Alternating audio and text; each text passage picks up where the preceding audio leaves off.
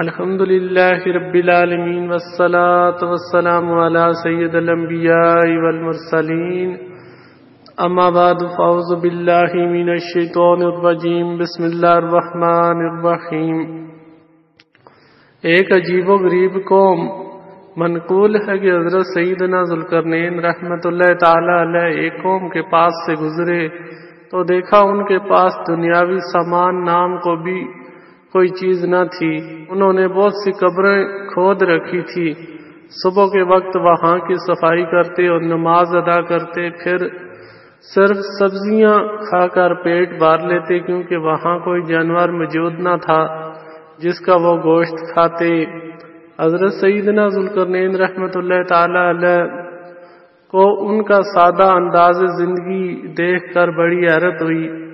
آپ رحمت اللہ تعالی علیہ نے ان کے سردار سے پوچھا، میں نے تم لوگوں کو ایسی حالت میں دیکھا ہے کہ جس پر کسی دوسری قوم کو نہیں دیکھا، اس کی کیا وجہ ہے کہ تمہارے پاس دنیا کی کوئی چیز نہیں ہے اور تم سونا اور چاندی سے بھی نفع نہیں اٹھاتے؟ سردار کہنے لگا، ہم نے سونے اور چاندی کو اس لیے برا جانا کہ جس کے پاس تھوڑا بہت سونا یا چاندی آ جاتی ہے وہ انہی کے پیچھے دوڑنے لگتا ہے۔ آپ رحمت اللہ تعالی علیہ نے پوچھا، تم لوگ قبریں کیوں کھودتے ہو اور جب صبح ہوتی ہے تو ان کو صاف کرتے ہو اور وہاں نماز پڑھتے ہو؟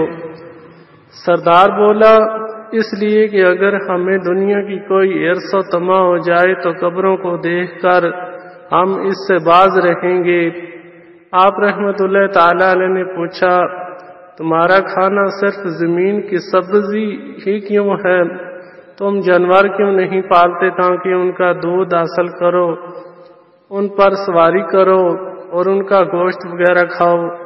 سردار نے کہا، اس سبزی سے ہماری گزر بسر ہو جاتی ہے اور انسان کو زندگی گزارنے کے لیے اتنی ہی چیز کافی ہے، اور ویسے بھی حلق سے نیچے پہنچ کر سب چیزیں ایک جیسی ہو جاتی ہیں، ان کا ذائقہ پیٹ میں محسوس نہیں ہوتا۔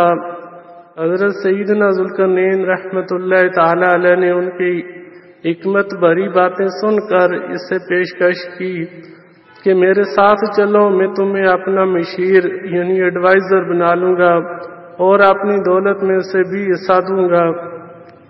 مگر اس سردار نے معذرت کر لی کہ میں اسی حال میں خوش ہوں۔ چنانچہ کہ حضرت سیدنا ذوالقرنین رحمت اللہ تعالی علیہ وہاں سے تشریف لے گئے۔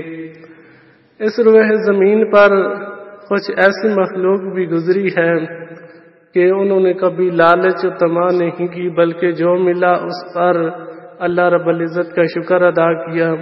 اللہ تعالی ہمیں بھی ایسے ہی شکر ادا کرنے والی زبان اور دل اور عقل عطا فرمائے، آمین، بجائے نبی الامین صلی اللہ تعالی علیہ وسلم۔